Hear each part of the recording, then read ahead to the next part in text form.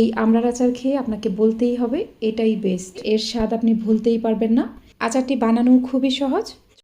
1 KG কাঁচা আমড়া নিয়েছি। আচারটি একটু ছোট অথবা মাঝারি সাইজের আমড়া দিয়ে বানাতে হবে। প্রত্যেকটা আমড়াই আমি বটির সাহায্যে এভাবে কেটে নিয়েছি। আমরা চারপাশে একদম কুচি কুচি করে কেটেছি। 7 থেকে 8টার মতো শুকনা মরিচ ও 2 টেবিল চামচ পরিমাণ 5 ফোড়ন।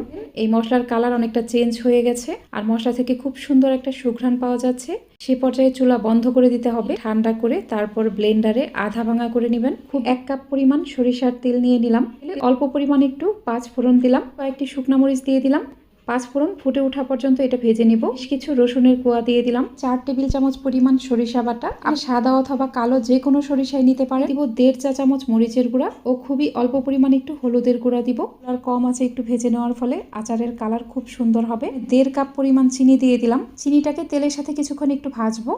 আমি এখানে 1.5 কাপের থেকে একটু কম পরিমাণ পানি দিয়ে দিলাম। আচারটা অবশ্যই ফ্রিজের নরমালে সংরক্ষণ করতে হবে।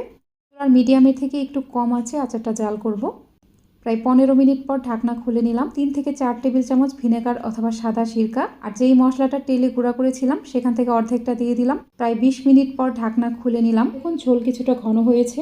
ঠিক এরকম পর্যায়ে দিয়ে দিতে হবে তেলে গুঁড়া করে নেওয়া সেই মশলার বাকি অংশটুকু। মশলা দেওয়ার পর এটা আরেকটু জাল করব।